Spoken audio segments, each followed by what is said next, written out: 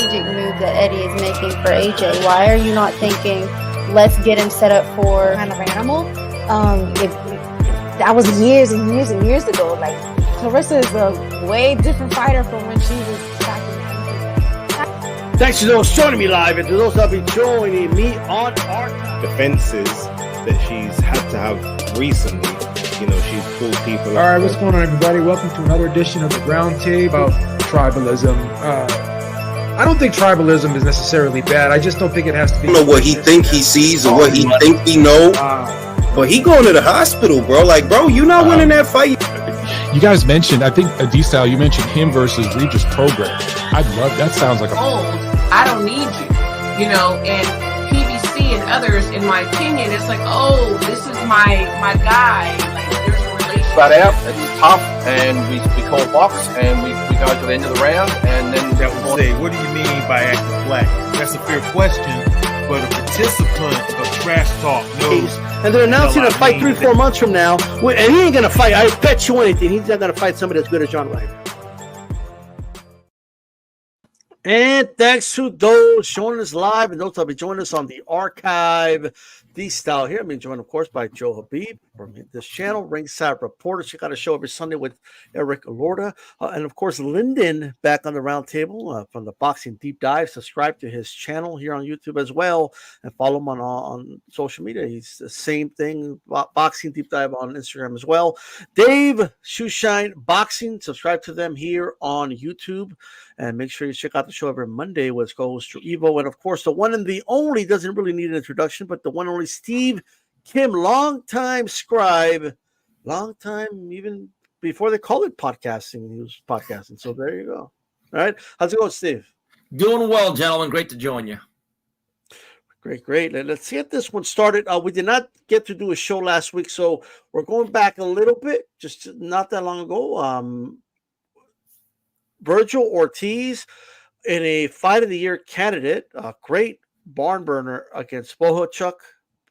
Great fight. Vergil Ortiz gets off the canvas twice to win a decision.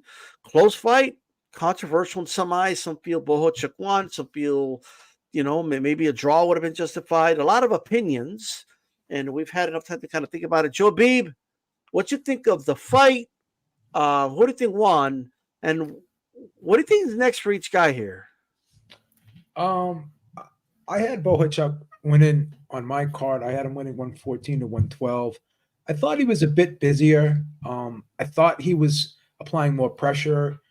I thought he backed up Ortiz a little bit more, although one can argue Ortiz, and people have argued that Ortiz landed the heavier shots. But these were types of rounds where it was hard to score. At the end of the round, you said to yourself, yeah, I could see this guy getting it, but I'm going to edge it to this guy.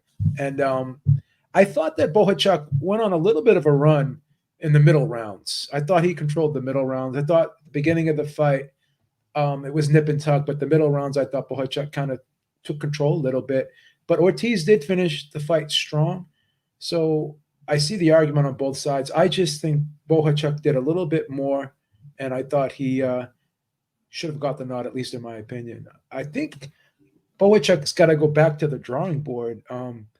I would love to see him fight a guy like Ramos, and it looks like Vergil Ortiz will probably get that Terrence Crawford fight, regardless of what Turki Al-Sheikh says. I just don't think the Canelo fight can be made with Crawford. I don't think Canelo wants it. I think it's a no-win situation for Canelo, so why would he take the fight, in my opinion, at least? And I think he may be saying that to himself. But, yeah, I think Bohachuk's got to go back to the drawing board. It was a great fight. I think he made a great account of himself. And to be quite honest with you, I don't really think there was any losers, in my opinion. Both guys, I think their stock went up because of their performance and because of how good the fight was. So I really can't point to too many negatives with the fight at all. Obviously, Bohachuk is mad because he lost. He would want to win, obviously. But, he has a strong argument, and, to say he won the fight, and I understand it. All right. Lyndon, what you make of the fight? Who do you think won, and what you like to see next for each guy? Oh, look, it was a great fight, wasn't it? I agree with Beebs. It wasn't, there's no losers in it. It was a great fight. Look, I actually had it a draw. I had it 113, 113. I think there's a lot of close rounds in there. Vergil Ortiz started the fight, I thought, really, really well. Very, very catching with the explosive punches that he was throwing. Bohachuk's sort of that fighter that just grinds you down bit by bit, starts a little bit slowly and just gets better as the fight goes on. And I thought that Ortiz maybe stole a lot of the early rounds just by his work rate and the crispness of his punches, if that makes sense.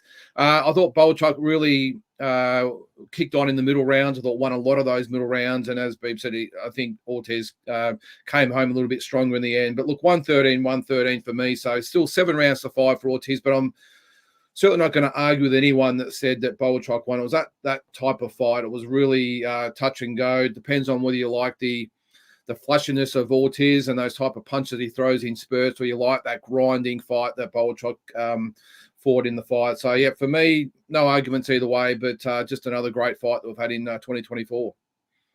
Very well said. Dave, talk to us. What you think of the fight, and what you like to see from each guy here? A stupendous event. Yeah, I was lucky enough to be a spectator that night. My initial response upon leaving the venue, and I had posted a video like walking out of the venue, I thought that Vergil Ortiz walked away with the win, but I didn't have the liberty of knowing that first flash knockdown was scored, was counted. What did they do? An instant replay on that? And I'm glad that they instituted that. So I thought initially he won that, but upon watching it at home carefully, I thought Bohachuk pulled off a draw. But either way, both of their stock rose tremendously. And for Vergil, I think what really was impressive about Vergil is we saw him taste the canvas or touch the canvas twice in this fight, but he rallied back like I have not seen a fighter rally back like that at all in recent memory. So that was really, really impressive. But it showed a little bit of vulnerability that some of these elite fighters at 154, like Terrence Bud Crawford, or even fighters like Fundora, who was in attendance, and so was Tim Tsyzu, that a fighter like Fundora might be able to cut him up. And that could, in the fight, another round of the year, fight of the year type fight, we saw Tim Tsyzu and Fundora.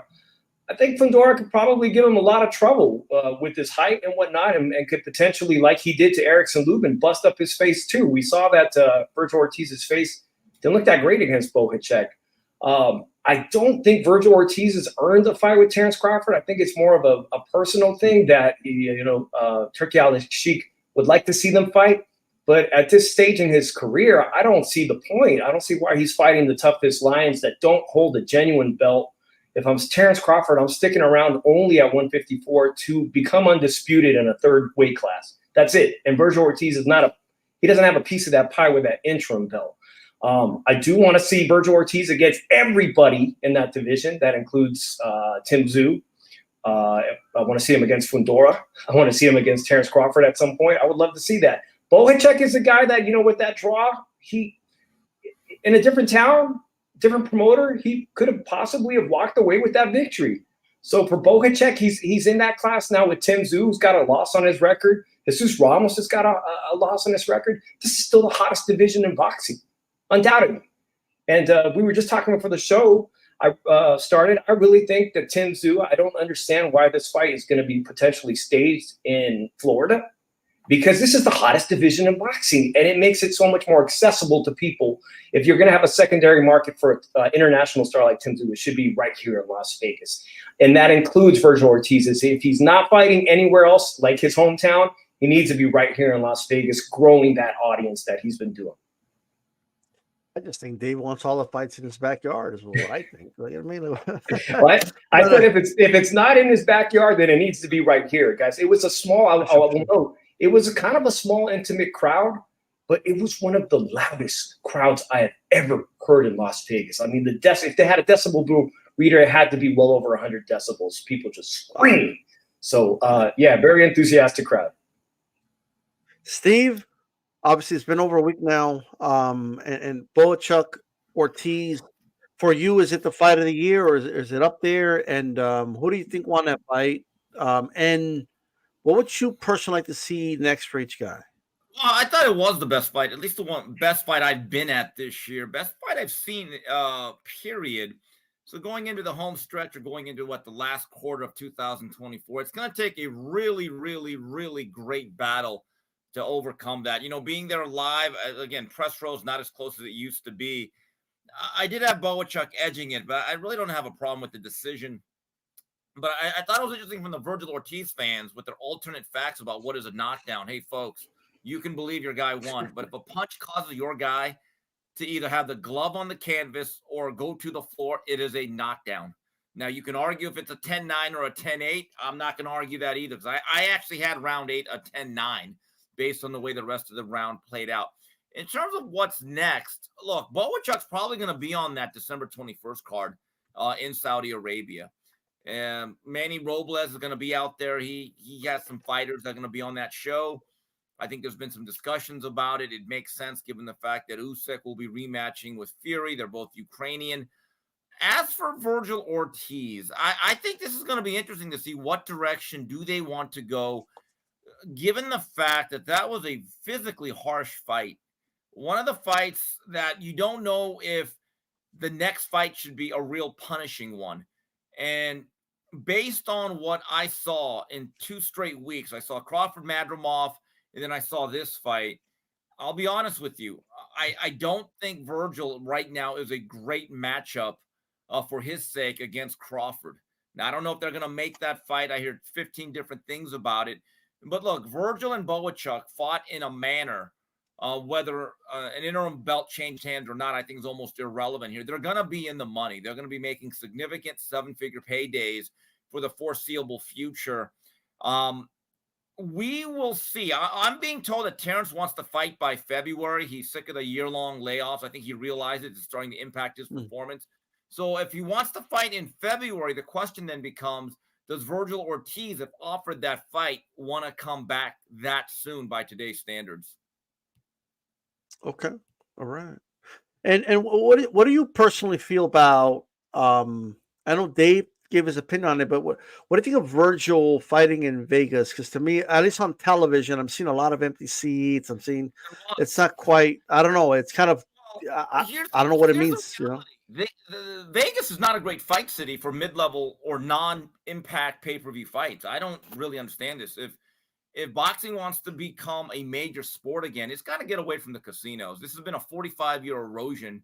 This is why we've lost major markets. We don't really go to LA anymore. New York is sparsely used.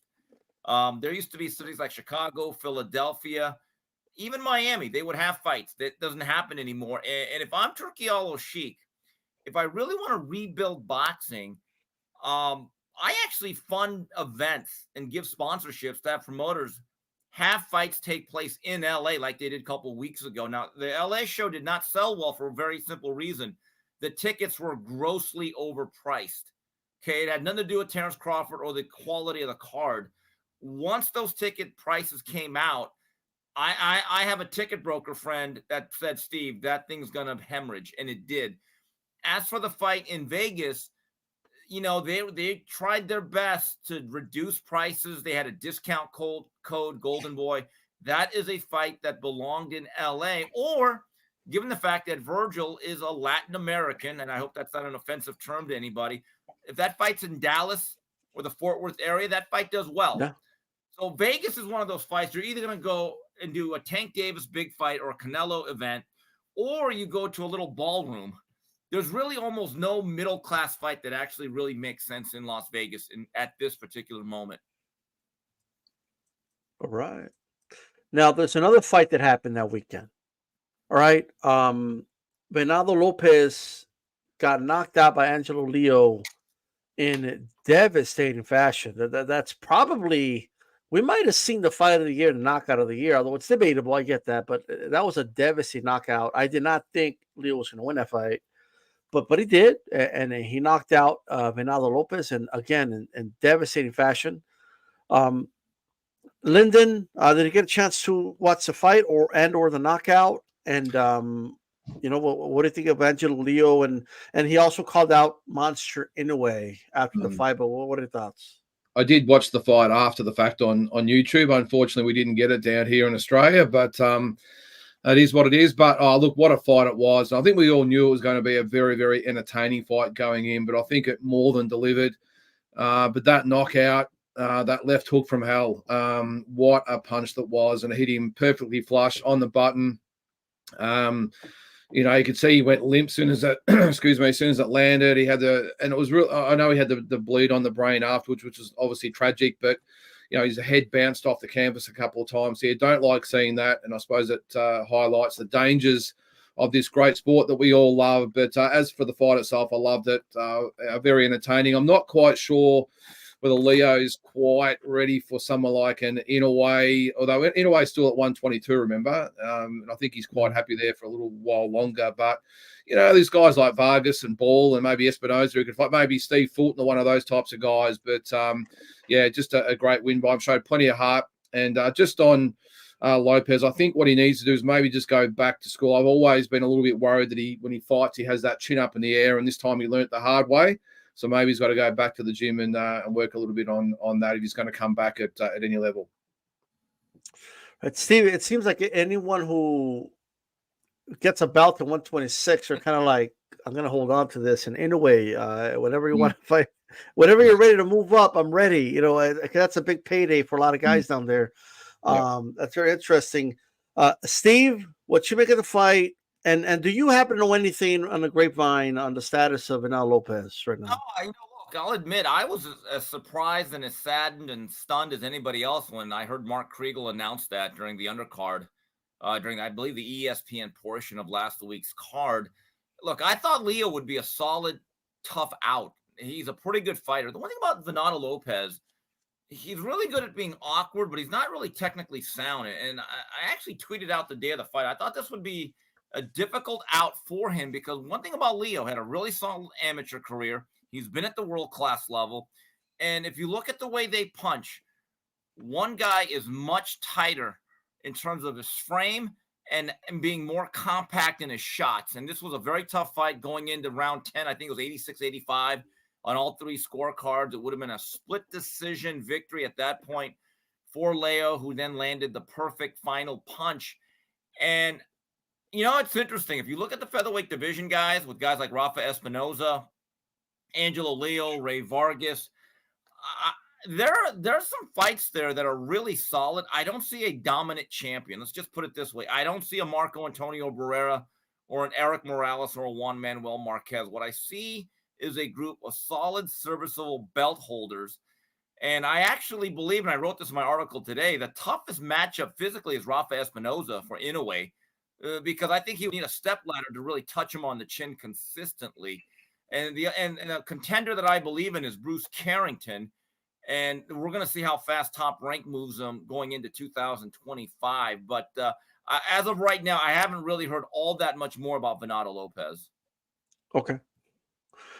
Hey, Dave, I know, you know, it's a fight you were looking forward to. Vergil Lopez wins and loses, in devastating fashion. Suffered a small brain bleed. It's even though they put the word small in it, it doesn't make it seem any better, right? It's still a brain bleed. What are your thoughts on the fight? Angelo Leo, he's basically, he put his name out there for Inoue. These 126 pounds, I never seen this many guys just waiting for somebody to eventually move up. It seems like that they're acting like it's inevitable that he's going to move up, and maybe he is. But what are your thoughts on Leo's win, and what would you like to see next for him? Yeah, it was an incredible. Boxing is about stories, right? And both of these gentlemen have incredible stories. Angelo Leo, a former 122-pound champion, familiar with PBC, and then he gets lost amongst that, and he has to go find a different promotional. But now a two-division world champion who lived in his car when he first got to Las Vegas. Then you had the Ultimate Road Warrior, right? You had the Ultimate Road Warrior, the guy who appeared on Top Rank after he had suffered a loss to Northern California's Ruben Villa on Showbox. He's trying to rewrite his own career. They put him up against a Northern California San Jose fighter, Andy Vences, and he upsets Andy Vences. Top Rank's like, great, we got another guy for you. He's one of our top prospects. You guys remember Gabe Flores from Stockton, right? You're not going to get past Gabe Flores, right? What happened in that fight? And then from there on, this is a guy who was accustomed to fighting 130, 135. He goes on the most epic road warrior 126-pound run, defeating all kinds of fighters, and from Ireland to the UK. Just an unbelievable ascent, right? After being a guy with a loss, having a tough loss on his record, like I mentioned, to Ruben Villa. Just a few weeks ago, I was watching Ruben Villa, and I was amongst his family who he had tremendous support here in Las Vegas. They all flew out to Vegas. And before the fight started, which did not turn out in his favor, he lost to Sagawa, who's going to be fighting another top-ranked move. He's going to be fighting Bruce Carrington, right? Imagine that. He's going to turn around and fight another guy they have high hopes for, just like Elvinato Lopez's story. I was talking to his family, and I said, why doesn't Elvinato Lopez want to get a revenge and avenge his loss, right? It's the perfect fight. Now both of those guys, devastating losses, major setbacks. And with Elvinato Lopez's brain bleed, I remember, if you guys remember, we had a fighter on this show. I brought a fighter on this show who had to retire very young. His name was Francisco El Alacran Vargas Esparza, right from Vegas, from right here. And he had fought on Golden Boy, and he was working to get a Top Rank contract, and he had a small brain bleed. And eventually Top Rank sent him out to have some MRIs done, but they wanted to see he wasn't damaged goods. And that's exactly what happened. His MRIs came back with some really, really negative news, and that ended his career abruptly. So I don't know. I'll be very tuned in to see what happens with Elvinato Lopez. It's a very serious issue, a brain bleed like that. It may be something that will not show up too negatively in the future scans, but I wouldn't be surprised if another fighter, so we find out that was the end of Elvinato Lopez's career. A great one too, with a fantastic story. And now we have the beginning again, part 2 of Angelo Leo's story. So I'll be following both of their careers very astutely. In regards to everybody wanting to fight with Inoue, why not? He's the cash cow of Japan and the lower divisions, and everybody wants a piece of him. But they're all going to have to sit around and defend their titles. Elvinato Lopez was screaming at the top of his lungs, "Let me fight Inoue!" And you're going to have to sit around and fight these tough contenders or other champions at 126, and hopefully you'll have that title when he's ready. Absolutely. You know what I mean? A lot of good and bad here, people. Like a lot of there's the underdog story. Leo comes back, and then basically everybody wrote him off, but here he is. He gets on a winning streak. He gets a big upset here, but knockout of the year. But then there's the disappointing news about the brain bleed from Bernal Lopez. A lot to talk about here. Well, what are your thoughts on the fight and the aftermath of it? Yeah, it was a nip and tuck type fight until the punch landed. I think Leo was only up by a point on 2 of the judges' scorecards, and I think he was down by 1 point, if I'm not mistaken. So this was anybody's fight before that punch landed. It really was. And the thing about Elvinato Lopez, as Steve mentioned, I mean, he's not a textbook boxer. There's no question about it. And a lot of times when you see these guys, I remember we used to talk about Paul Williams and we talked about Fondora. These are the guys that aren't always the most technically sound guys. They would throw the looping shots and they would get hit a lot. And at some point, these types of fighters, they always tend to get caught. And when they do get caught, the rug gets pulled out from underneath them. And this was the case here. Like Elvinato Lopez, even against Joet Gonzalez, I thought that fight was a razor close fight too. Like some of these fights were becoming difficult for Lopez, even though he had the eraser to get, before uncorking and landing that eraser, the fights were difficult. They weren't easy, and he would lose rounds, and he wasn't leaving these fights unscathed. So Bobby Ches once said everyone's got a bullet with their name on it, right? And that bullet was Angelo Leo with that hook. So the brain bleed is a serious thing. I don't know the extent to it, but it's something that he's going to be looked at closely now if he's going to get licensed again, and these commissions are going to take really, really close looks at him before they license him again. But Angelo Leo, he is the hard luck guy, right? He's been in the tough fights, and he finally got it. So it's bittersweet. It's good that he got his due, but obviously you don't like to see what happened to Elvinato Lopez as well. So I think Angelo Leo and Nick Ball, I think style-wise, that would be a really, really fun fight to watch. I actually like that fight. And because Nick Ball's with Frank, and Frank does do business with Bob, it's definitely a doable fight. The Espinoza fight, I don't know if that's a great matchup for Leo, but I don't know. Like I said, I think the Nick Ball fight would be a fun fight to make next. D-Style, real quickly, I spoke to Bamhram yesterday. He will be at the Inoue Doheny fight September 3rd. I asked him a few questions. There's a chance that Inoue could be fighting in late December, but he thinks it's more likely February. And he's also going to have a few meetings, see if Inoue can come out to the States. Now, that next fight, whether it's in December or February, it's going to be interesting to see if they take care of that WBA mandatory with Akhmadaliev. And if they don't, I get the sense the decision, that could be the fight where they start to think about moving up to 126. And at that point, immediately, 126 now becomes a money division, at least in terms of one particular fighter. So you're saying he's running away from Sam Goodman? He's gonna. Well, yeah, you're right. I keep forgetting about Sam Goodman, but Eddie Hearn, when we had him in studio, is absolutely convinced that Akhmadaliev will be avoided by Inoue. Look, I want to see that fight. I actually think that's the toughest remaining fight for him at 122. I really do. It'd be a shame if he didn't see him, but Akhmadaliev, when he lost to Tapales, I thought he lost more than a belt. He lost his lottery ticket, and I thought ring rust had a lot to do with it. But again, they kept their fighter out for a very long time. That's why, when people say, well, do the belts matter? Of course they matter. If he still would have had his belt, he probably already would have faced Inoue. So, folks, they matter.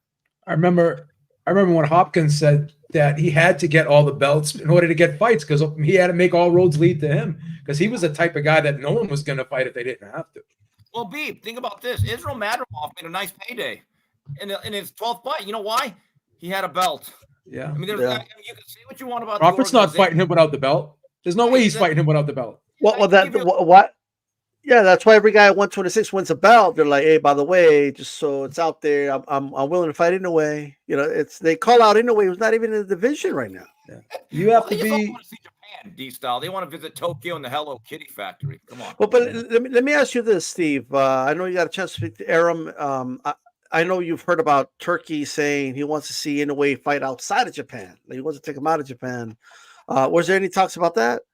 Over Ohashi's dead body. Look, it's difficult. Okay. The reality is this, and people don't seem to understand this or just want to have willful ignorance. This guy makes nearly not 7 figures. He's way past. He makes nearly 8 figures in Japan with that Prime deal. And if you talk to anyone that's been to an Inoue fight in the last couple of years, and I have personal friends that have been there, they'll tell you it is treated like a World Cup soccer game. It is a big deal. And so for him to even come to America, and there's still a faint hope of that, he would have to take a slight haircut. So, but again, Turkey Al-Sheikh seems to have deep pockets with the Riyadh season, but Riyadh season's also branched out. Like they did a show in LA about 3 weeks ago, and it looks like they're going to do other shows. So I wouldn't count that out, but it would have to be the right fight. But just keep this in mind. In Tokyo, the guy literally just fought in a dome with almost 45,000 people there. And that's a very strong economy. We're not talking about a third world country where box seats are $2. Got $20 million gate or something like that, right? So, I mean, that's the third strongest economy in the world. Yes, it is. I mean, I don't know. I just feel like it's just bizarre to me that he wants to take Inoue out of there. It's just like, why don't you just do a Riyadh season card there? You know what? You're right about that. But you know what's interesting is if there was ever a fighter that was impacted by COVID in terms of their star power, it is Inoue, because people forget before the lockdown, he was slated to fight John Rel Casimero in a unification bout at the Mandalay Bay in Vegas. That was one of the hottest tickets on the secondary market. I'm just telling you, that thing was absolutely being gobbled up by all the Asian whales. That thing was going to sell out, and then it got canceled, and then everything got put into a blender. And coming out of everything he has recently, he has actually outgrown the American boxing market because of how much business he does in Tokyo and Yokohama. And, I've actually begun to chart this. Anytime there's a video of Inoue in Japan from one of the major YouTube networks, the amount of views are insane. It really is. Yeah. I even find it funny that Mario and I's best shows in terms of viewership. I was about to say the same thing. Yeah. When we do shows on Sundays, we get, when we put his name in the title, those are some of our best shows. Yeah, Beeb, it's amazing. Yeah, he does some of the best numbers. Are Inoue fight reviews. He does. We're not even Japanese. I'm kind of sort of close. I mean, I'm like, we need to talk Inoue every day or every show. I almost find excuses to want to talk about. I could see my analytics, and one thing I noticed is a couple months ago, it's always around the time Inoue fights. I saw like closed caption and had it had like 98% of your closed caption are in Japanese. I'm like, well, why is that? Well, that's because Inoue, like people from Japan, are putting the closed caption translation so they know what the hell I'm saying. You know what I mean? It's amazing. Like they're listening to a certain degree for sure. You know, which is great technology too. I'm saying, you know what I mean? But I just found that interesting for Turkey because he's willing to go to. He's talking about going to Africa, going to China to work with Zhang, and then go work with Inoue in Japan. I mean, I'm just saying, you know, it is what it is. But do you think though that people thinking like people in the business think like they could turn Inoue into like Manny Pacquiao and have him have that crossover appeal like Manny Pacquiao did when he came over? Do you think that hope is there for him? You know, unfortunately with Inoue, he lost those 2.5 years because of what took place globally from 2020 to about 2022. I mean, people forget he's already fought in the U.S. 3 times. It's always amazing when you hear these geniuses on Twitter say he needs to come to the U.S. You mean for a 4th time? People seem to forget that he fought on a Superfly show. I was at that show. I think that was the Roman Gonzalez Secret Set Sorong Vasai rematch, I believe. He fought the Nieves, a pretty tough fighter from Cleveland. And then he fought twice during the semi-lockdown in Las Vegas. Very small events. I think less than 2,000 people were in attendance because some of the restrictions. And I've told this to people at Top Rank, including Bob and Todd DeBuff and everyone else. I said, guys, I guarantee you, no matter where you put Inoue in against any opponent in America, it would be like Golovkin in 2014 and 15. People would travel out because I think there's a realization that if he ever fights in America or stateside again, it'll be the last time. So if you want to see him without short of going to Japan, which I know a lot of people are starting to do now, and that's on my bucket list, you get one shot at this moving forward. Well, there you go. Now, I want to switch gears and talk about the big Riyadh season card announcement. Bivol Beterbiev, I think we all agree that's a great fight. Like, I don't think anybody's going to say, no, the fight sucks. Like, I think we all agree, right? Great fight. But specifically the undercard, the good, the bad, and the ugly of the undercard. You got Shakur Stevenson against Joe Cordina. You got Chris Eubank on the card. You got Fabio Warley is going to be on the card. You got Jairo Pataya is going to be on the card. Ben Whitaker's on the card. Sky Nicholson versus Raven Chapman, which I think is a great fight, is on the card as well. And overall, I think it's, you know, it is what it is. But let's kind of there's a lot of people saying there's a lot of mismatches on the card, which on paper, there are definitely a lot of mismatches. I think I see it as showcase fights. But, you know, let's start with you, Dave. What do you think of the undercard? What are the fights you like, dislike, and which are some ugly fights here? The good is we're going to have an undisputed champion at 175 at the end of that. You know, it also falls on my birthday weekend, so I'm excited about that.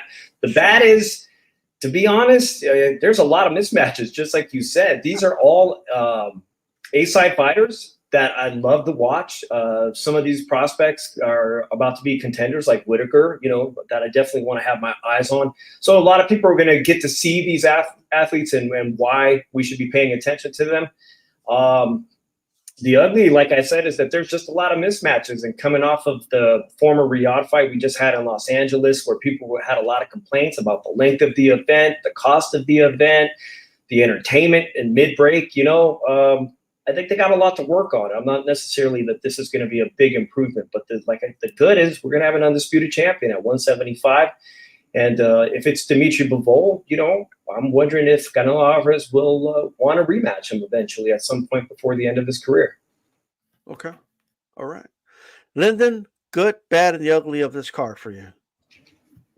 Excuse me. Well, the good obviously is the main event, and I suppose at the end of the day, that's all we're really focused on. I know we like the meat on the bones of the cards these days. But I really just look. I'll be tuning in just for the main event. But and the fact we're finally going to get that undisputed champion. The Shakur Stevenson fight, Cordina fight. I'm not quite sure what value it adds to the card.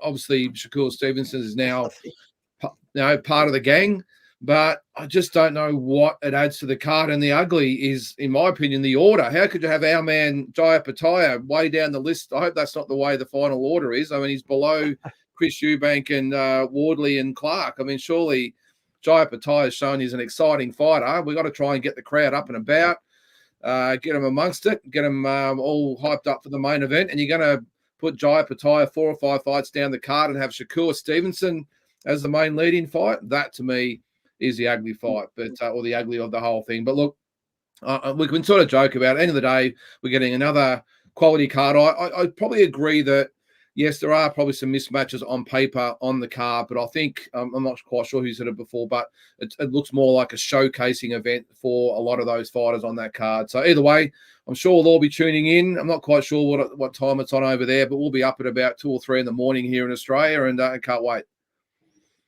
Joe, good, bad, and the ugly of this card. Obviously, I think everyone, when you ask them about the good, they're going to say the undisputed fight, because that is a great fight. 50-50 fight. Even though a lot of people are saying Bivol is going to win, but I still think that's a 50-50 fight. I loved the first Wardley Clark fight. So the fact that we're getting a rematch and it's going to be on this card, that's really good. I'm a bit intrigued with the Sky Nicholson Raven Chapman fight as well. I think that's an interesting fight. But other than that, I don't like any of the other fights. And it's going to be interesting to see which 4 fights are going to be part of the pay-per-view portion and what are going to be part of the prelims. That's the biggest question. Because I hope, if people aren't going to buy the pay-per-view, it'll be interesting to see if they could watch a fight like Wardley versus Clark on the non-pay-per-view part of the card, because that's probably the second best fight on the card, in my opinion. So I'm like I said, I can't say how excited I am for that fight, but other than that and Sky Nicholson fight, I don't really have too much use for this card, with all due respect. It's not the worst card, but it's not a typical Turki Al-Sheikh type card that you'd be expecting, considering what he's been putting out lately. So this is a bit of a downgrade, in my opinion. It is 8 fights. I'm assuming a lot of them will end early. However, by Riyadh season time, it's about an hour between fights. We're looking at a 9-hour day here, Steve. 9 hour. Are you ready? Here's the other good besides the main event. I'll get to watch college football most of the day before I go to the main event. I'll just be honest. That October 12th college football schedule is a monster. And I've suggested this and people hate it for some reason. If you're Turki Al-Sheikh and you don't actually promote these guys, why do you need to put these developmental and smash jobs on here? Just do 3 or 4 quality fights and just say, look, we're starting the card at this point. We're going to have 3 to 4 co-main events. I honestly don't really, there's the people that say these fights are good. I never see them at 3 o'clock in the afternoon. In fact, most of your crowd does not even show up till about 20 minutes before the television shows up. And then when you really want to see everyone in the venue, come about 20 minutes before the main event.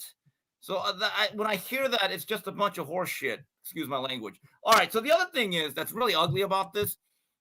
Shakur Stevenson's getting a little bit of a bad rap in a sense that, hey, look, I think he's being avoided. I think he is being ducked.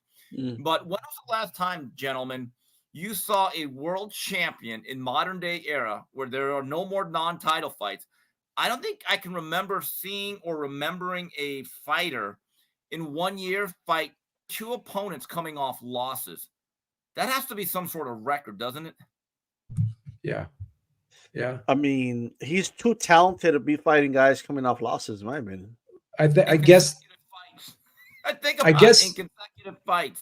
I guess the only guys that want to fight him are the guys that have nothing to lose because they've already lost, right? Right. I'm just wondering, is that the only guy that they could face? And again, I think earlier today, Matchroom and Eddie Hearn announced that they are now working with Shakur Stevenson. And I don't know if that's the duration of that agreement. But does that mean then he only could fight matchroom fighters? See, this is the one thing where I think Turki Al-Sheikh has to realize you are basically the judge and jury here. It's your money. I've always said if Matchroom wants to put up their own shows, they can match up Shakur Stevenson with whoever they want.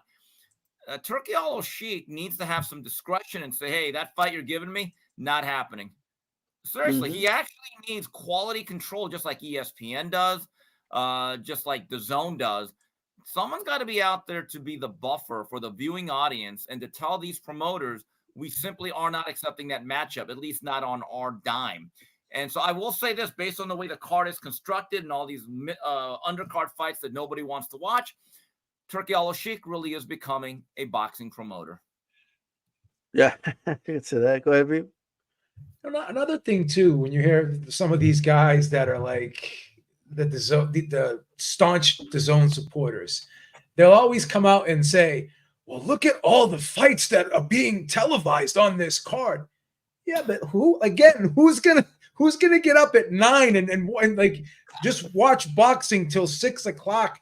And more isn't always better. Like Steve said, streamline it, give us the 4, and that's it. More is not always better. Joe, I'm just telling you, at the BMO Stadium about 2-3 weeks ago, I went there I got there around 3:15, and there had to be no more than maybe 5,000 people, and they're all on one side of the venue standing up because of the sun. Okay, so that was an issue. They were probably friends and family. Right. And so here's the other part that was funny. So, card like Miller Ruiz, they put that in there because Andy's a Mexican and they're in LA. Guys like Mario, my partner, missed it, and he loves Andy. Why? Because he said, I can't believe it happened so early. Well, yeah. When you stack this up with 9 fights, I really believe that Riyadh season would be better off just being 4 fights. And right from the beginning, we're going to give you a great 4th fight, a great 3rd fight, great co-main, and a great main. That's it. That 8-round fighter that you're building up to 20-0, we're not, because the general fan does not care. I get a lot of heat for saying all of this stuff. Folks, I'm actually out there when no one else is. Like when I was out at the Golden Boy show with Joel Arte, great prospect. There wasn't anybody there, really, at 5 o'clock. I mean, your shadow was right there with you. We had a good time. But I actually think less is more. And if you're Turki Al-Sheikh in Riyadh season, if I was advising him, I'd say, you know what? All of our shows, none of them are going to take more than 4 hours. I would actually put up a countdown clock that after every fight, we're going 20 minutes. Bang, that's it. We don't need an hour. If you have a cast of thousands on your broadcast team, great. Pay them what you want. We don't need to hear from every single one of them every time. And let's get people out. I don't know of a lot of people that go to a sporting event outside of tailgating at a football game that said, guys, I can't wait to be back here in 12 hours. I think for me, one thing they could do, it's my opinion, you want what Sean Porter has to say, what this guy has to say, just pre-record some thoughts that they have about the fight, okay, and edit it to a 3-4 minute montage, and there you go. That's all they need to do. Because to me, everything is on the spot, and we have to hear from this guy. From what does Sean Porter have to say? What does this dude have to say? What is he? Every person with a mic has something to say. To see what do they have to say, and then let's go to the outside. Pierce Morgan showed up. I don't care. I don't care that Pierce Morgan showed up. Say about boxing D style, it's Pierce Morgan. Another thing, and I told you before, D style, is if you have a potential big fight that you're trying to put together, don't give the guy another tough fight before that fight. Like for Wilder, why not just make the Wilder Joshua fight? Why did you have to put the Wilder Parker fight first? And you almost blew the Fury Usyk fight because Fury almost lost to Ngannou. Why have these fights in front of the big fight that you're supposed to have done? You know what I mean? Don't say, we're going to do this fight, but we're going to do this fight right before it. It's just, I don't know, you set yourself up to fail. Yeah.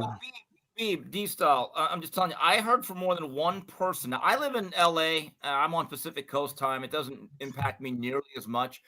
I was told by a lot of people that really love boxing, because I've conversed with them for years, either on social media or I know them personally. A lot of people during Crawford Madrimov told me that they went to bed, that they checked out. I actually saw Julio Cesar Chavez leave right in front of me. Round 3, he just took off. He Look, said, I'm good. I'll keep it 100. I actually got the day off that day. Because I work Saturdays, but I got it off so I could watch that card. I asked a friend of mine. First of all, I asked him, "Are you going to watch the boxing match?" He's like, "What boxing match?" Like, I'm like, "The Crawford fight." He's fighting? Like, yes. So anyway, I bought it. I bought the event. Okay, I cash out them the money. I go there. We're watching it. He fell asleep. His wife checked out. She went to her bedroom to go to sleep. It was just too long. Like, the whole event's too long. And I believe what's happening, I think Turkey wants to give it like the same feel that like WrestleMania gives and SummerSlam, because the Saudis have worked a lot with WWF or E, that is, and maybe they want to make it feel that way, like this big extravaganza. But you can't do that with boxing. First of all, boxing is not scripted. It's not that type of entertainment. No, not like that. But I actually do think that now that he's going to do a show with UFC, if there's one thing UFC does right, is they pace their shows very well, like very well. A fight's over, 10 minutes later, the two dudes are already walking out to the octagon. Like, you're not waiting an hour, 30 minutes. We have to hear the commentary team talk for a whole hour. So maybe he'll see that and maybe he'll be like, oh, okay, I like this. I like this fast-paced thing. Maybe. You know what I mean? That's what I'm thinking. But we'll see. But with that said, let's early preview Beterbiev versus Bivol, right? So I know Beeb mentioned, he's still got Beeb. I'll start with you. You mentioned it, but tell us what right now. Why do you feel like the injury-prone old man is going to beat the younger, slicker, undefeated Bivol? Because I have to see these injuries become a factor during the fight. And I haven't seen that yet. Every time the guy comes off an injury, he gets in the ring and he puts on a great performance. And the scary thing is, the older he gets, the more dominant he's become. And he's doing it against tough, solid opposition. And I just think Beterbiev, and I've said this before, a lot of the subtle things he does, I think, are very hard to pick up on in the ring from his opponents. Like, I think the way he shortens up his shots, the way he's so precise, the way he can the way he controls people with that jab.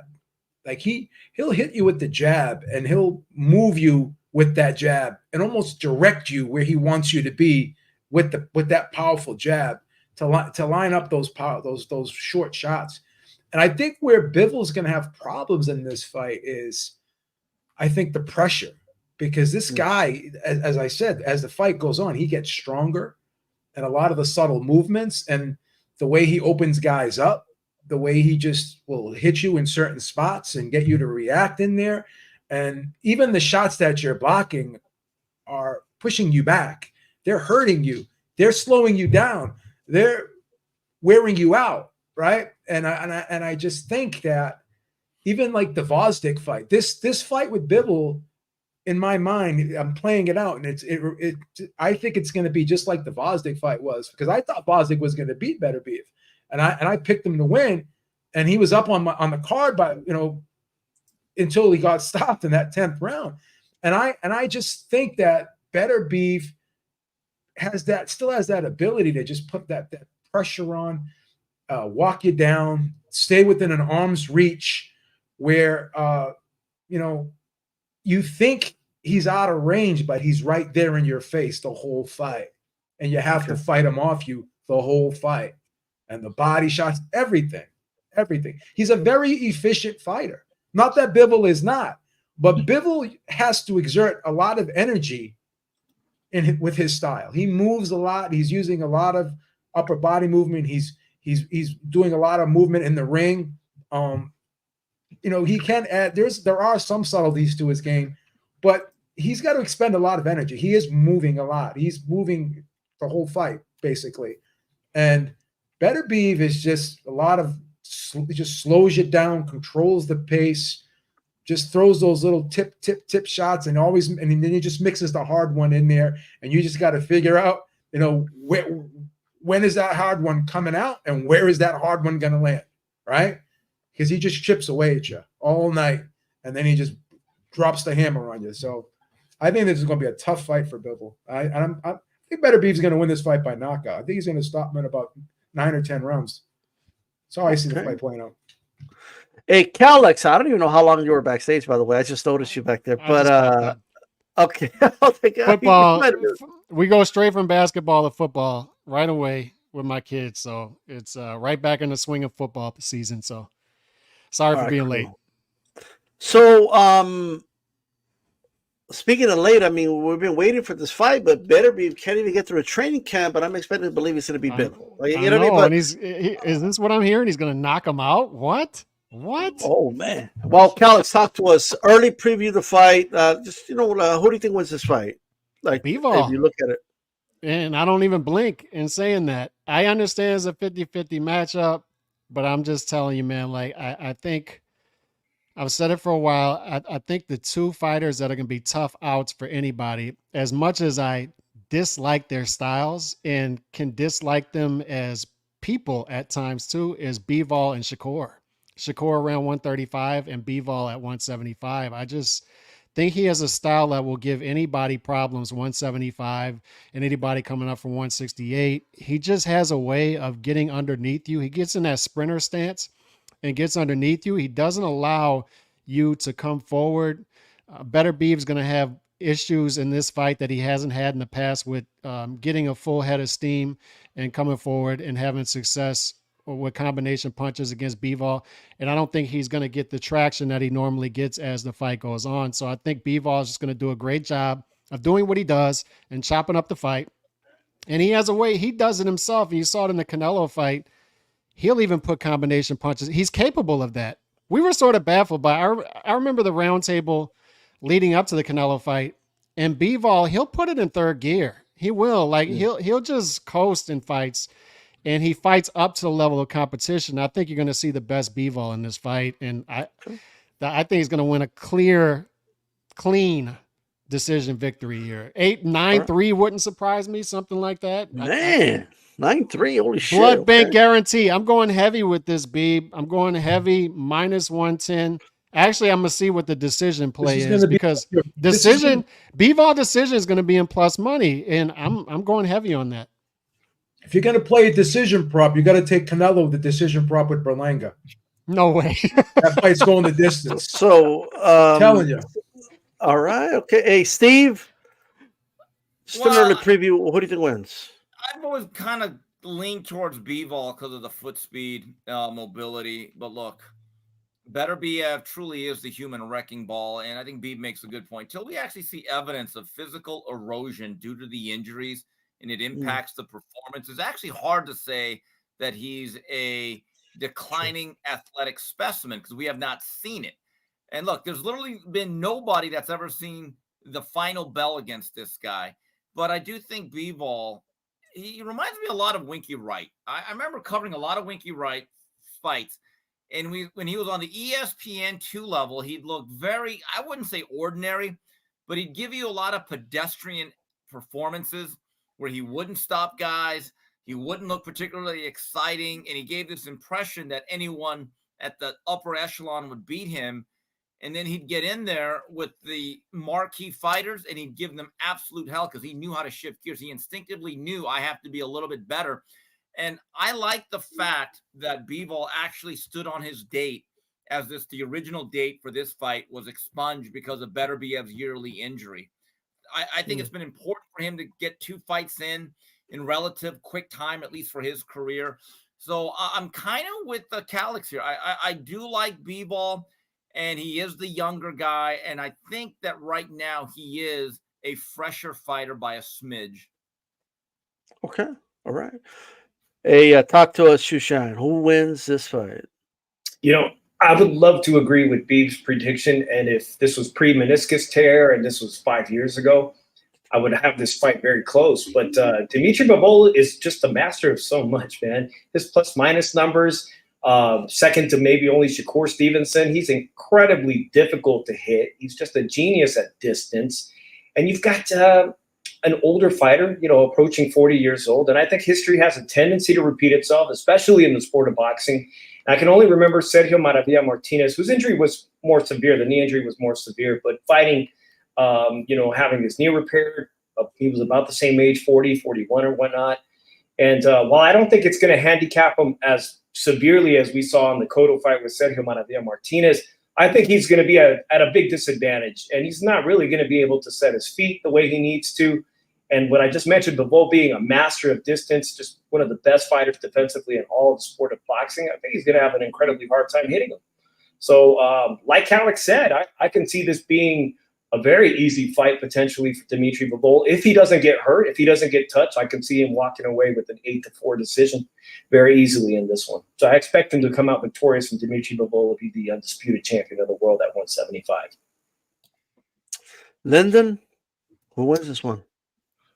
Well, judging by the comments there, it's 50-50, isn't it? There's a lot of robust discussions going on in there at the moment. But look, this is what makes it obviously a great fight. This is the fight you look forward to, the true super fights. And it's interesting that we have two Russians that we're all so hyped up about it. But look, I think it delivers as a fight. I think that Beterbiev.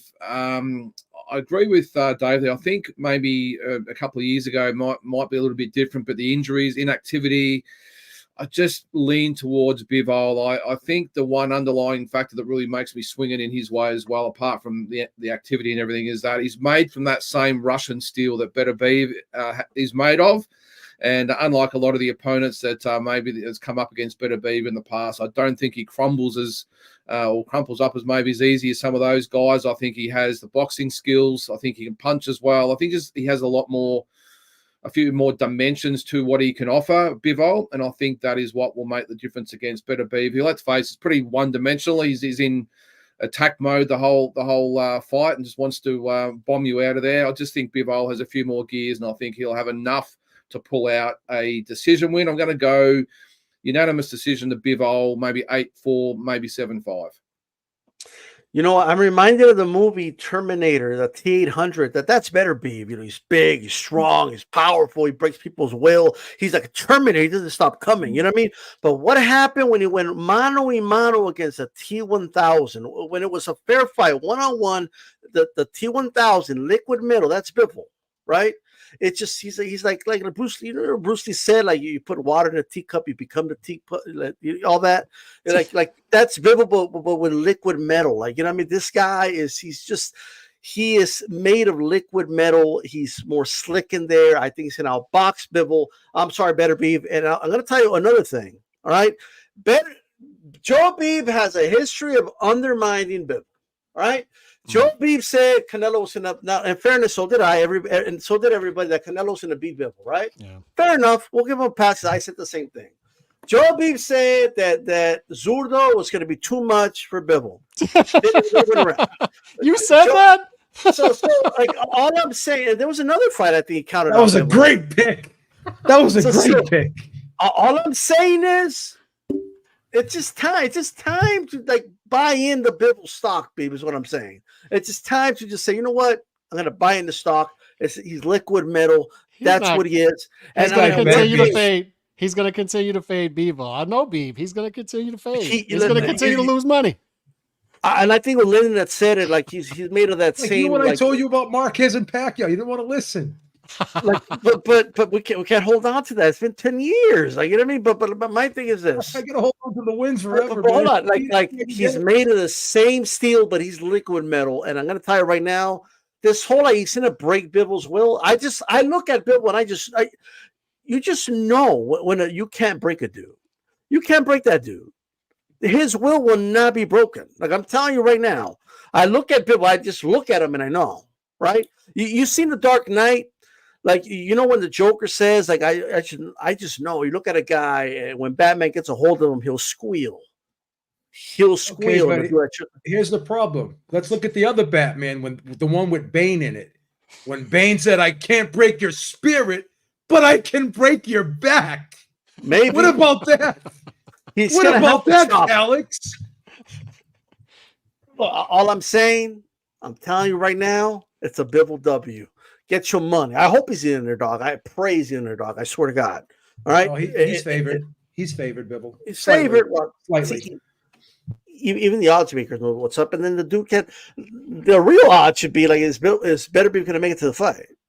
You know, and then we're going to have Cordina Stevenson as the headliner of Riyadh season. All right. Don't do that. This is the one guy. Don't do that. This is the one guy. This guy Beterbiev is the only guy in history that comes back and is better off of injuries. Maybe.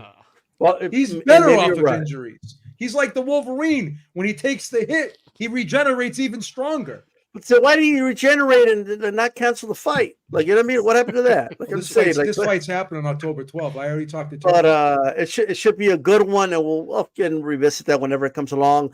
And Mbilli, let's talk about Mbilli really quick. He defeats Derevyanchenko. Speaking of metal, I don't know what the hell Derevyanchenko is made of. That dude's taking punches from all types of dudes, and I've never even seen him close to, like, I've never been like, oh my God, he's about to get stopped. Like, nothing. Like, I don't know what the hell he's made of, but hey, and Billy wins. Steve, what you think of Mbilli's performance, and what would you like to see next from him? And do you think Canelo's sweating him like Tim Bradley said? No, me and Tim actually disagree on that, but Tim still thinks. I texted him afterwards on Monday, and he said, "Steve, look, at this stage of his life, Canelo really does not want to face a guy that's going to up the tempo on him." And look, he's not predicting an Mbilli victory over Canelo, but, you know, Mbilli showed that he is what he is. He's an all-action, two-fisted pressure fighter that will leave openings. And I thought that this was a performance that if you had some reservations about facing him, you may not have as many as you did, because it seems like his gas tank ran a little bit hot and cold, a little empty towards the end, and he got hurt more than once from a handicap fighter. But, you know, I'm not too caught up in a guy not being perfect. There's very few of those guys. Here's what Mbilli's going to provide: a real fight and a good night of action. And I think every division probably needs 5 more of these guys, so I can appreciate that. All right. Calix, what's it? Mbilli, I know we already talked about it, but let me go this way with you. Like, would you be interested, like, Mbilli, Canelo 2025? Is that a fight that intrigues you? Yeah, sure. I mean, he's the top of the division right now. He sort of backed his way into a shallow division, right? As Benavidez and Morrell Jr. have moved up. If you look at Ring Magazine's rankings, he's the top contender. I still believe it's that way today. It was last week. So what I would add to Steve is, not only do you have a budding action star, a guy who, and we talk about this all the time, D-Style, you don't need... What's this infatuation with needing perfect fighters? Like, what's this infatuation with guys not getting hit ever? We need action stars. There's definitely a vacuum for it. We had a generation ago, we had a ton of action stars. We need action stars. And Billy fits that. And on top of that, he's in a boxing hub. Like, Montreal is a place where you can grow a fighter, particularly grow a fighter like that. Adonis Stevenson, Jean Pascal, Diakonu. You had fighters up there in Montreal, and you can do that with Mbilli up there. Just continue to, Steve talks about it all the time, right? Activity. To get on that soapbox again, this is a guy you put out there 3 times per year, and you put him on ESPN 3 times per year, and you do it in Montreal, and you just keep going to that bank and grow him regionally. And then big fights will end up happening after that, whether the guy wins or loses. And he doesn't have to win every fight. But I do think people are being a little tough on him, because we talked about this last week, D-Style. Derevyanchenko is a tough out. That's the ultimate gatekeeper.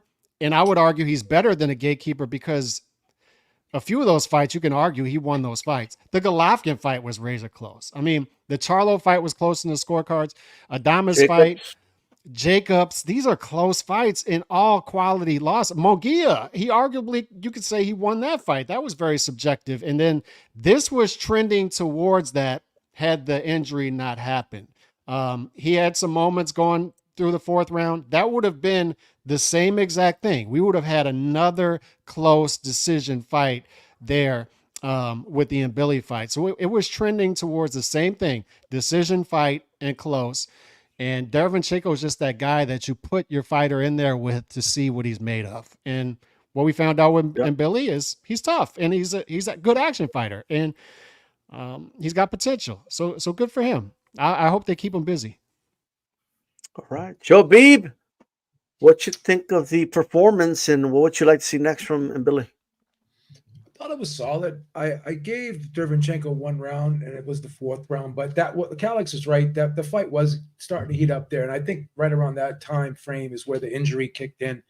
And round 8, it looked like Derevychencko was kind of done, and I was yelling at my TV like, "What's going on, Roger? Pull him out of this. Why are you asking him if he's okay?" Because he totally looked like he was defeated, and he's got, he's like the type of guy that's just got too much heart for his own good. He was just taking punishment in there, and credit to him for doing it.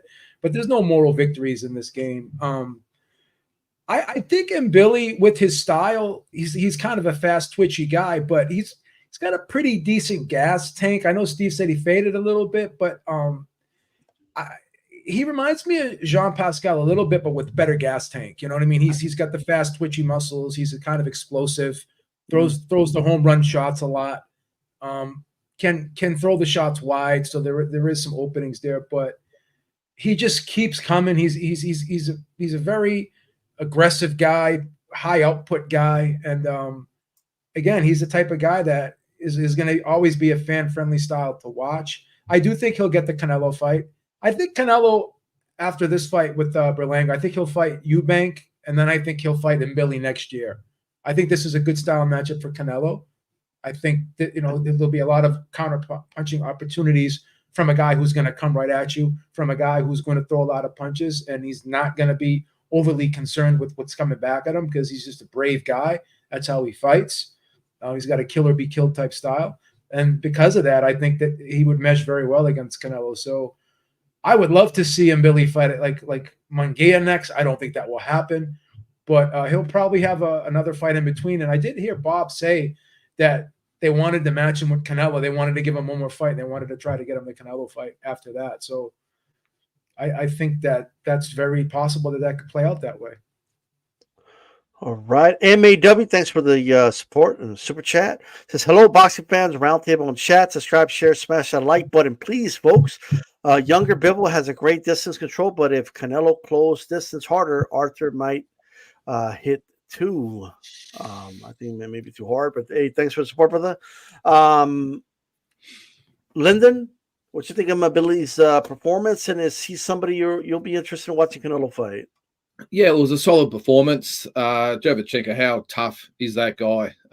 Just amazing, and it's probably arguable whether he should have been pulled out or not, but geez, a tough guy. But yeah, look, I thought Mbilli was good. I do agree, probably gassed a little bit, but he fights at such a fast pace, and every punch is, as Mike Tyson used to say, with bad intentions. And there's no other gear except overdrive, really. So, look, I would love to see him fight Canelo Alvarez. I think it'd be a very entertaining fight. I think it probably ends badly for Mbilli in the end because Canelo is such a sharp shooter and loves those type of guys that come at him with no real or with reckless abandon, and that would be Mbilli.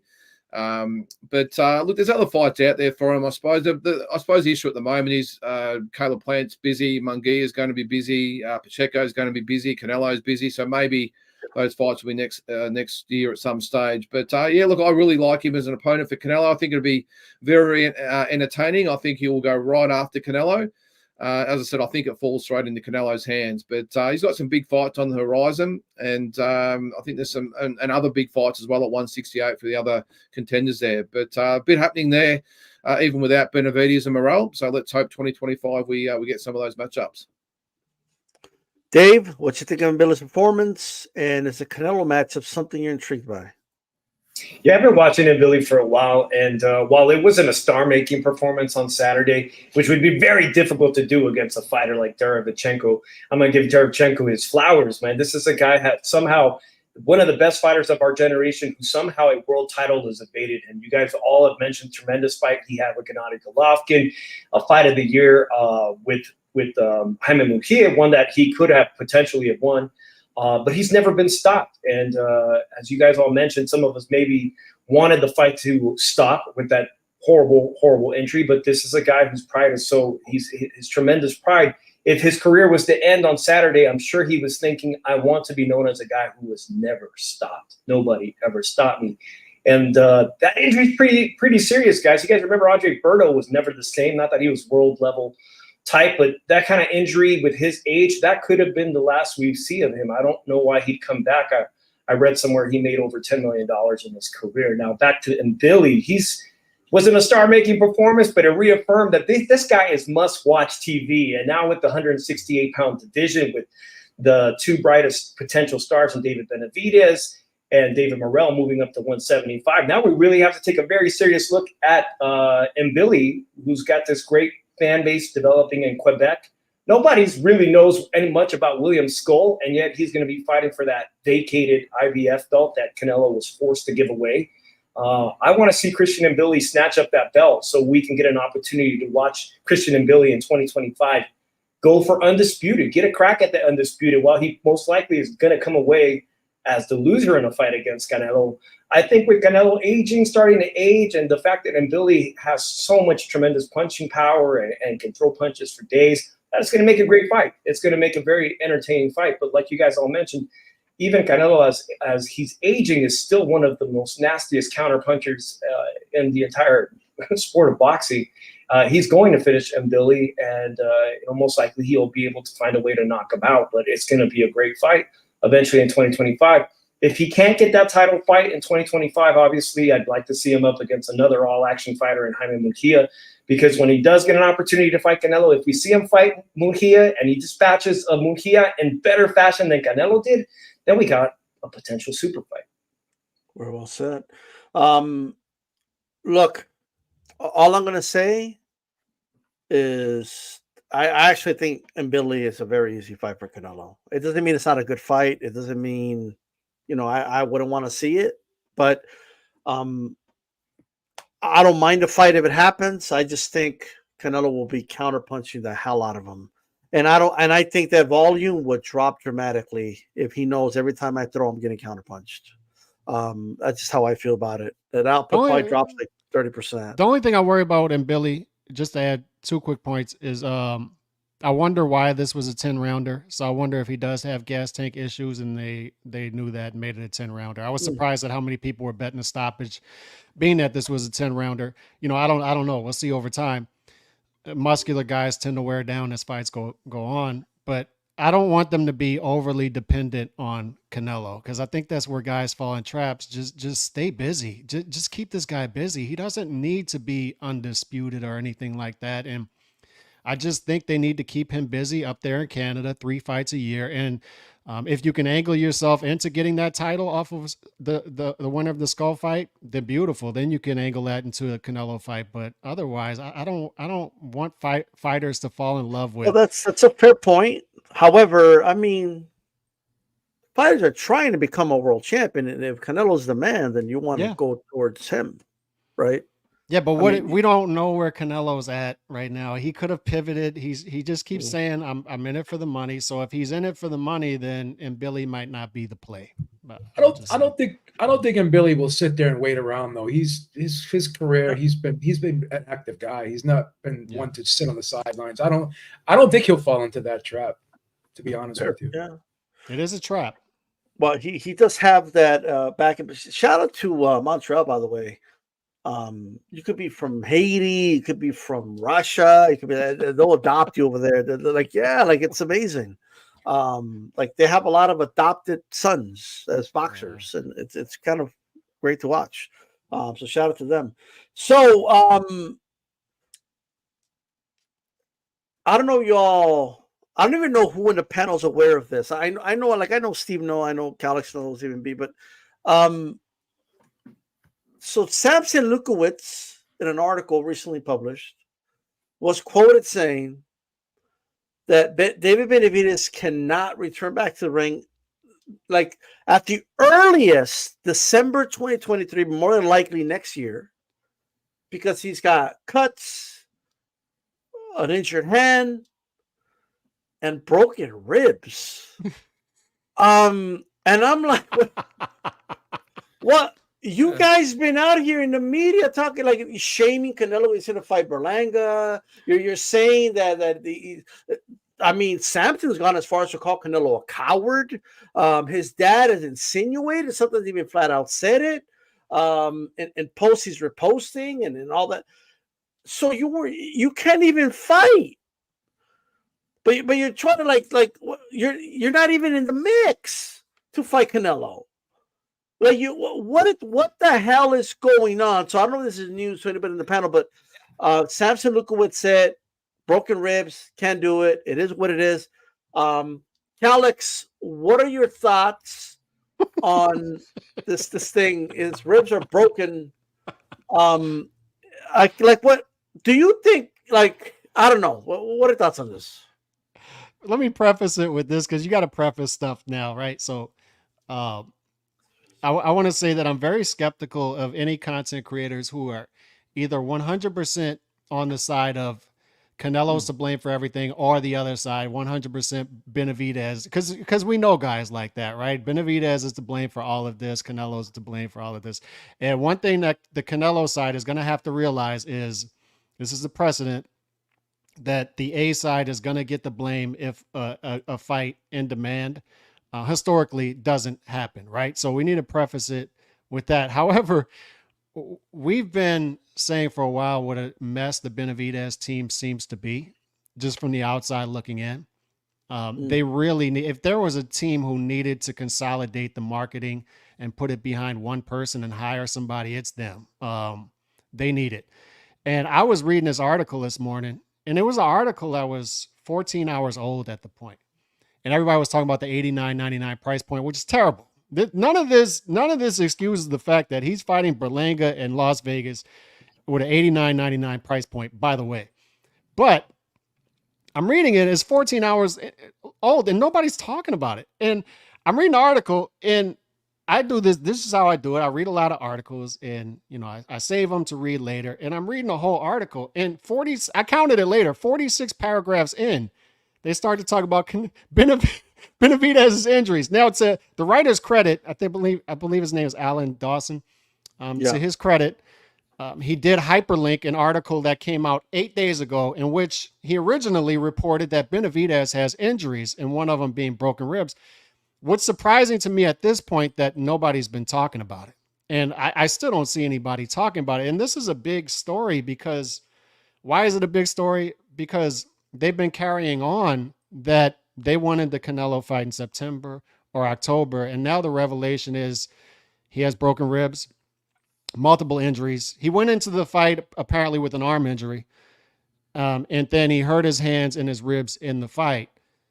And that's a revelation because simultaneously they're trying to pitch to the world that they want this fight in September and October, while Samson Lukowicz is at simultaneously saying that they can't fight until December 2024 at the earliest, and they may be sitting out till 2025. So I've said my piece on this. I just don't understand why this isn't a bigger story, I guess. And it just highlights the problems that I have there's problems with both sides of this. There are. And that's why I'm skeptical of people who are either 100% one side or the other. There's clear messaging issues on the Canelo side too, right?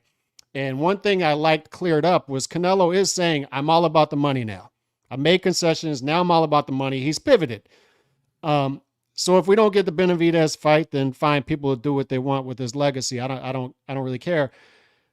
But it's the other side too. They're a mess. And I don't understand how they're getting away with this from many people in the journalistic world and many American boxing fans, because it's a clear catch. Like they're caught red-handed here again. You're not ready to fight, yet you're claiming you've been ready to fight. I don't get it. Yeah, so I just want to go ahead, Steve. Yeah, I got to get out of here, so I'll wrap it up with this. Look, in the immortal words of Aretha Franklin, who's zooming who? I mean, did he fight Alexander Gavozic or did he get into a car crash? I mean, that's a lot of injuries for a fight that it wasn't exactly Yaqui Lopez against Matthew Saad Muhammad. I mean, let's be honest about it. It wasn't the most physical, draining fight. It was an okay fight. But to your point, Calix, you're right. I mean, there comes a point where the lack of transparency, the consistency of messaging is so bad. I wonder if they ever really wanted to fight. And I've been one of those people thinking, I think this fight should happen. Yeah. I don't like the Canelo pom-poms. I'm not his accountant. I'm not one of his cult members that believes that he should be able to fight Manny, Mo, and Jack, and we should cheer on his bank account. I don't really operate that way. But at a certain point, you're right. Was this just one big subterfuge? And I'm just thinking to myself, it's funny, for as much as Jose Benavidez Sr. talks to the media, and I actually saw him in LA a couple of weeks ago, had a nice short conversation. He does a lot of interviews. He never once mentioned my son's a little bit banged up here. And then another question I have to ask is, since we're going to be in September by next, Saturday or Sunday. So with all those ailments, you're going to be available in December. Just like magically, you're going to get healed up. You're going to go see Benny Hinn. Benny Hinn's going to touch your body and you're good as new again. Okay. So, salt water. Yeah, salt water or holy water. So that article, I kind of skimmed through the whole thing. I get it. Al Haymon, the Savior's back, blah, blah, blah. I didn't even catch that part. I really didn't. My attention span with all this is getting much shorter and shorter. And here's why it's not a bigger story, Calix. You know why? Because we don't care. Because Benavidez is not a big enough star for us to really care. Let me tell you something. True. If Inoue or a guy like that has a stub toe and it keeps him out for a week or two, we would give a damn. We would. If Canelo had a hangnail and it kept him out of action, we would care. Like Beterbiev, right? We cared when he was injured. We knew about it. That was a great fight.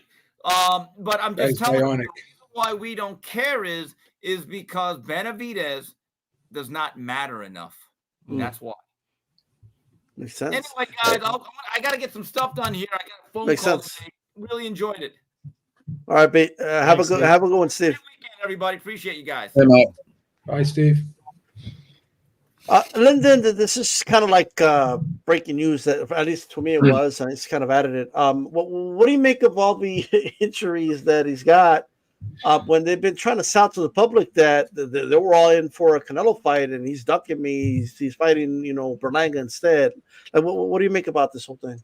Well, it's another chapter in the wacky world of boxing, isn't it? That's the first I've heard of it today, just looking at it there. But yeah, it does. I think what Steve said, it does really raise the point, doesn't it? That he's been very vocal about wanting that Canelo fight. He was very forthcoming about wanting that fight this year, and if these injuries are correct, well, it just shows that maybe he wasn't ready to go anyway. But it doesn't deter away from the narrative that he's trying to push. I suppose trying to keep the heat on Canelo. But I didn't think the fight was tough enough last time out to sustain those injuries. I knew obviously about the cut and maybe a little bit sore, but the broken ribs, maybe is he really cut out for the 175-pound division? I suppose we'll find out, because if he's getting those type of injuries in that type of fight, well, I just shudder to think what the likes of Bivol and Beterbiev will do to him. But very, very interesting. I suppose the truth will come out at some stage.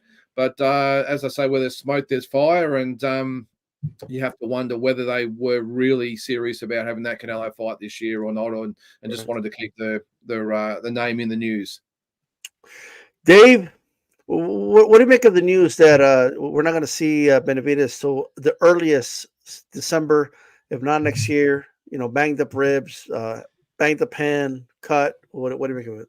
Like most of y'all, I was surprised because I thought it was the fight David Benavidez was dominating, right? It didn't look like it was the hardest day at the office for him. But how come for Sebastian Fundora, we knew right away from Samson that he was going to be out for an undetermined, with that nose injury in the Tim Tszyu fight. We knew everything about Sebastian Fundora. So it does come across really fishy that they were still trying to negotiate potentially a fight with Canelo Alvarez for September. But with Sebastian Fundora, they let us know right away, hey, this guy's not available to fight Terence Crawford. We got to wait until December. We knew that. So that's awfully suspicious. In retrospect now, between both Davids making their debut at 175, the fact that he got so beat up, by a former world champion, I'll give him credit for that. But the fact that he was so beat up in his debut makes David Morrell's performance look even better to me. So going forward, for David Benavidez, he's not going to get that undisputed title shot as quickly as he thinks. He needs to get back in the ring. And I worry about his durability at this new weight class, because during his debut, we saw he was, he didn't have Memo Heredia, and he looked soft. He looked soft. He didn't look like a guy that belongs at 175 in the best physical condition. And it appeared he had some gas tank issues. He needs to get back in the ring and really work his way into that 175 division. And the fact that now we're hearing he had all these injuries is concerning to me. Shabib, what do you make of it? Like, what? I mean, it is what it is, but I've listened to Samson gaslight the public for a good year and a half, almost 2 years now. I've interviewed him a couple times. I've talked to him on the phone before, and the things he says to you, and then he'll do another interview with somebody else and say something entirely different. It's just like, I just think the whole team's lost a lot of credibility. At least Canelo tells you the truth, tells you, fuck it, I'm going to do what I want. You don't have to like it, but he tells you, fuck it, I'm going to do what I want. I already had my fights for legacy. Now I'm fighting for money. Like, he's telling you the truth. But this team seems to be lying. Like, Jose Benavidez will say one thing, Samson will say another thing, and then David will be doing an interview. Well, I never heard that. I mean, I'll have to go ask him. And it's like the team just has no more credibility. And I used to think that it was Canelo that didn't want the fight, that he wasn't overly enthusiastic about it. But I've actually changed my position on it. I really don't think that the Benavidez side wanted to fight that bad either, to be honest with you. Really don't.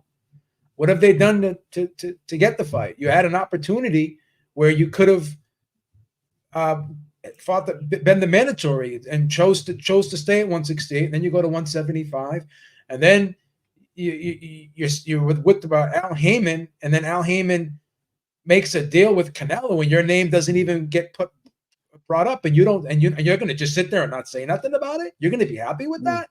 So I honestly don't think they really wanted to fight as bad as they say they did.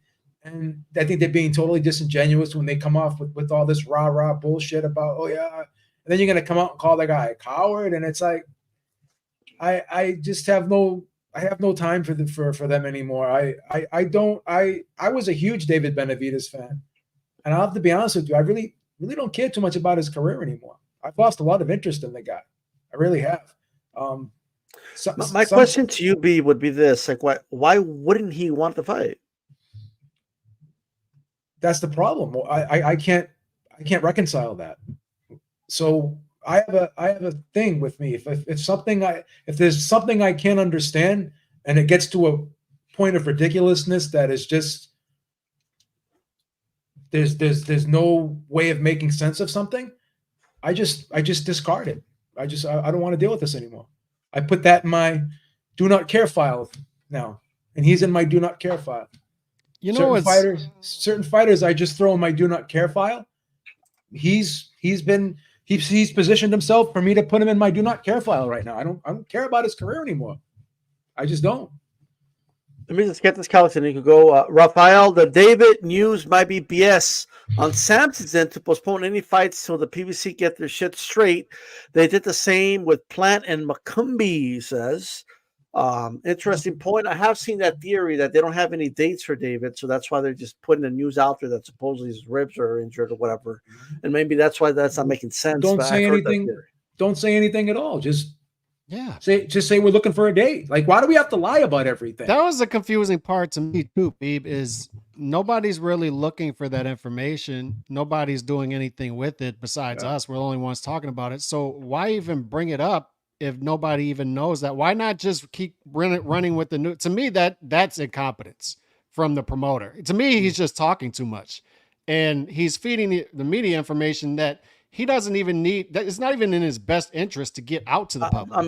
I'm glad you said that. Why would you do that? And it continues to feed to this incompetence. You just mentioned something about the PBC, and this is what bothers me because I like these fighters. I like Stephen Fulton Jr. Despite what people say, I like David Benavidez and how he fights, and I just want more from them. And it seems to me honesty. I just want honesty. That's all I want. But you want competence from the promotion too to guide these guys' careers. Because to me, it seems like these guys are expendable to the PBC to lure other people in. And what I mean by that is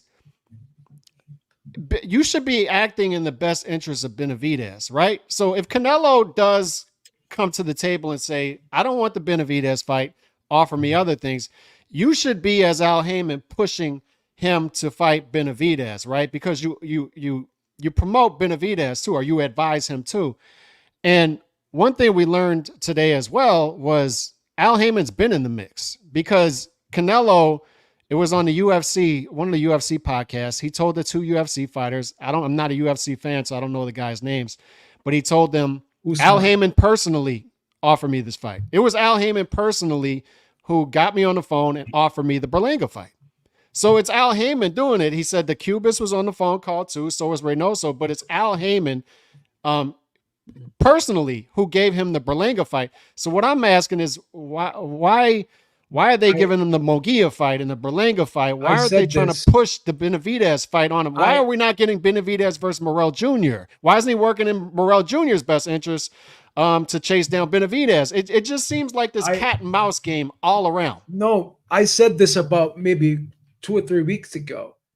I said Al Haymon never wanted this fight either. And they knew that Al Haymon never wanted this fight either. But they're blaming Canelo when it's their own promoter that is not advocating for them to get the fight. See what I'm saying? So they were so disingenuous with, they knew that Al Haymon never wanted this fight because he was never put on a deal. Anytime Canelo was said to have these deals with PBC, all right, we're going to do a 2-fight deal with you. We're going to do a 3-fight deal. David's name was, they would ask, oh, is David in the contract? Is he one of the names that's been proposed to fight for future fight? He's never been in there. So they're going to sit there and talk shit about Canelo when they know it's Al Haymon from the jump that never wanted to make the fight. So the question therein lies, what the fuck are you doing with Al Haymon if he's not advocating for you to get the best fight? You got Caleb Plant getting this fight. You can't get this fight. You're being fucked over. And then you got Samson Lukowitz telling people he's got a lifetime contract with you, meaning he could just fuck you to the end of eternity. So what are you doing? What are you doing as the fighter? Just a couple of red flags. They've always been red flags to me. Red flag number one, the rumors that Canelo was going to leave PBC and this and that, and bullshit. And yeah, no, well, but there's still red flags though. Like in terms of promoter Eddie Hearn comes out, he says, "Hey, I tried to talk to Samson about doing a fight with David." I said, "Well, we could do it on the zone, right?" And Samson, no, we were only going to do it if PBC's involved. Well, what's with these caveats? Why? David's asked, if he does leave and he goes over there, or are you willing to go over there? Nestor Gibbs asked him this question directly. And this guy said, fuck no. I'm loyal to PBC. PBC's been good to me. That's bullshit too, because he has other fighters he promotes, and he told me that they fight on DAZN. So what is it about David specifically that he's the only fighter? David's the one, though. Well, David's the one that said, fuck no, I'm not going to go over there. That's David said that. But but Samson has said that too. Yeah, I just don't understand it. And Samson has other fighters. Another red flag to me was the whole we're giving Canelo the money. We got $50 million to give him. What are you talking about, bro? Like you don't have $50 million to give if Canelo can't generate that money to begin with. That's never made sense to me. Al never wanted that fight because he knew there was a chance Canelo could lose the fight, whether people believe it or not. That's what Al thought. And Al never made the fight because he wanted to make the most money with Canelo that he could possible. He wants to milk Canelo as much as he can, and he's going to put him in these fights where he can. It's the Floyd Mayweather blueprint. And who did Floyd Mayweather work with? Al Haymon. So now Al Haymon is doing the same thing with Canelo, and that's the way it is. I agree. I just want to say one more thing before we move on to the last topic. Really quick. Samson, like when I look at him, if nobody tells you, oh, he's the promoter of Benavidez, if nobody actually tells you that, the way he moves, the way he talks, the relationship, the way you look at it, I mean, to me, it's like Glenn Jennings and Tim Tszyu. Like he's acting like his manager, bro. Right? Which is why a lot of people believe he's the manager, but like he's not a manager by name. It's not an official title. He's officially his promoter, but everybody knows Al Haymon calls the shots. He's the real promoter of PBC. I just wanted to put that out there, but go ahead, Pete. Last point, and I'm just going to end it on this. The person who has the position of power in terms of who's the promoter and who's not the promoter in today's boxing is the guy that has the television or the broadcast deal. Yes. Samson doesn't have the broadcast deal. He's calling zero shots. Zero shots. Samson doesn't promote any events. Like he doesn't do like Samson Lukowitz promotions, like boxing events. Like it's not a thing, right? He's just a guy that's needed to be like the puppet promoter for PBC. That's why he's there, right? There's other legitimate promoters that work with PBC, but they have their own shows. I want that job. I want that job. Like, you know what I mean? That's really all it is. Like you could probably do it, Cal. You can get it. But I'm just saying, like, you know what I mean? But with that said, last topic, and we'll close this one out with this. First of all, Turki Al-Sheikh has become quite a character. A lot of storylines with this guy, but the whole Tim Tszyu, Turki Al-Sheikh saga. It's a couple of things, as we know. Tim Tszyu's going to be fighting Bamhram, I'll just say his first name, for the IBF world title. It's going to be, I haven't seen an official announcement, but it's been reported by all these reporters that it's going to happen in October 19th. It's going to be on PBC in Florida. So we got an Australian and a Russian in Florida. So you just let that one sink in for a little bit. That is it's whatever to me at the moment. What matters to me anyway, it's important for Tim Tszyu to get that belt.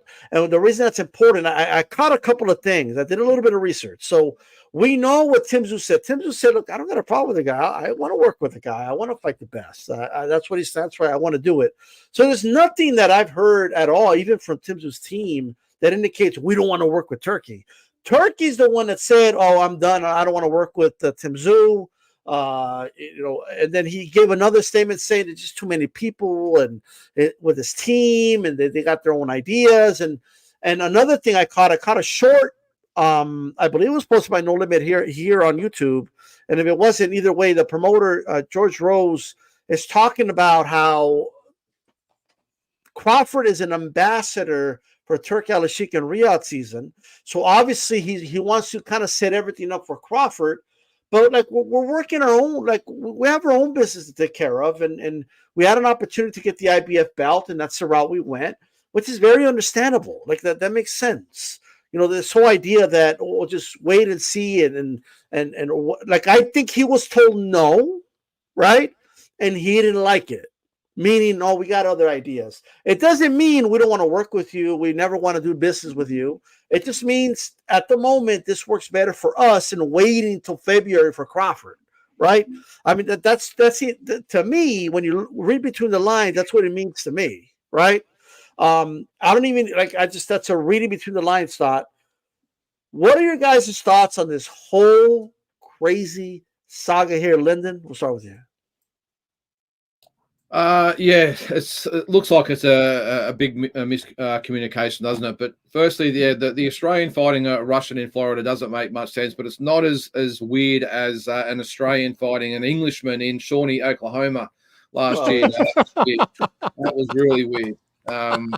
Be there supporting George Kambosos, that was a bit out there. But anyway, but yeah, look, it's I suppose like anything, there's lots of the Chinese whispers and lots of hearsay, lots of rumors. I think I would like to actually see the boys from No Limit and maybe Glenn Jennings as well come out and actually have a response, because as far as I know, they haven't, apart from a few comments here or there, just saying it has been a little bit of miscommunication. I think it's all been one-sided, and that's from Turki Al Sheikh, and I think it just seems to be a situation of a guy that has never heard the word no over there in Saudi Arabia. And I just think the fact that he's heard the word no, now it might have been as respectful a no as you could possibly get, and knowing the guys from No Limit, it would have been that way. But I just don't think he liked getting rebuffed, because let's face it, in the boxing world so far, he's got everyone lining up pretty much to kiss his boots, hasn't he? So I think when you've got someone like Canelo, who, as far as I know as well, respectfully said no thank you at the moment, and now you have Tim Tsyzu as well, I just think Turki Al Sheikh is like a spoiled little kid who hasn't got his way, has lashed out, and look, I think what we've seen from Tim Tsyzu and his team, they're not the type of organisation, or whatever you might want to call it, that acts that way. They're always very professional, very upright with their dealings, very respectful, always give their time to these types of sites and everything else. So they're not the type of team that I would think would act that way. So I think it's purely one-sided in this instance. I think Turki Al Sheikh probably has to maybe grow up a little bit and maybe get a little bit more boxing business savvy. And maybe to the extent of having the likes of Eddie Hearn in his ear saying, hey, Turki, we might just need to just tone it down a bit and maybe be a little bit more professional in the way you speak about it, because, as I said, he's used to getting his way. But look, I think they'll work together down the track. I have no doubt that if Tim wins the IBF belt over Murtazaliev, that he will suddenly be in calculations, especially if Crawford wants to get those belts. So I think it's a little bit of overreaction at the moment. I'm sure that when the time comes where they have to do business with each other, I'm sure it'll all be forgiven and they'll all have a group hug and they'll get on with it.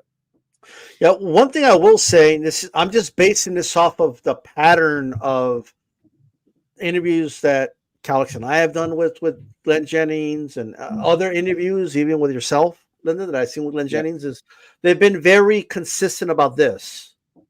We're not waiting around for anybody. Like we're gonna, like they did it one time. They're like, never, like, we're not gonna do that again. Because Charlo, we waited almost half a year for Charlo. He gets injured. We wait for him again, and then he burns us and does the Canelo fight. Like we're going to stay busy. We're going to keep fighting, and then that is a consistent message that they've had. The word was, of course, or the rumors were that they wanted him to sit out until February in the possibility of fighting Terence Crawford. Now, that's the last thing I would be doing, is waiting to see whether Terence Crawford feels like fighting me in February, especially coming off such a disappointing loss in March. So, and you're right, dealing with Glenn, there's one thing they're always upfront about, is that it's on their own track, their own path to where they want to get to, and they won't sit and wait for anybody. And you're right, it did happen once, and hopefully they won't do it again.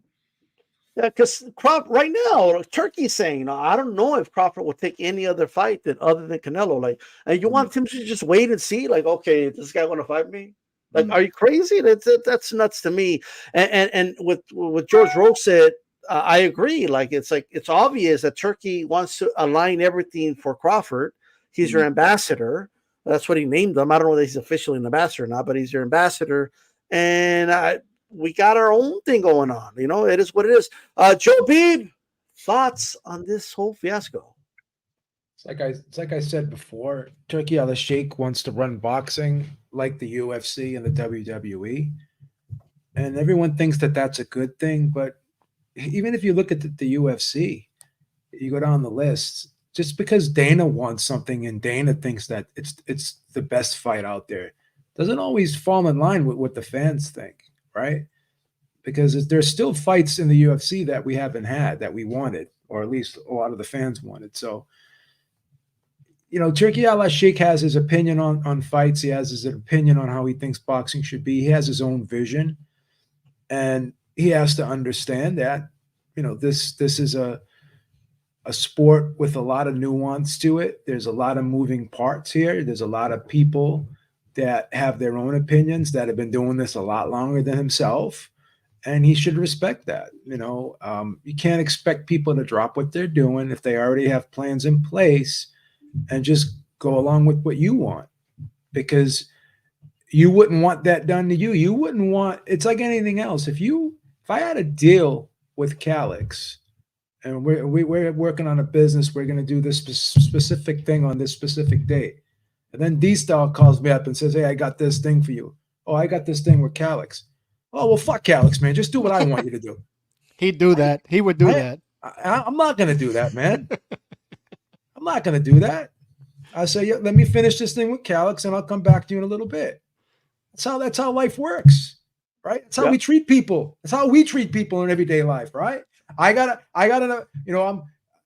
make an arrangement. Hey, man, I'm going to fly out to Vegas. I'm going to a fight with Dave.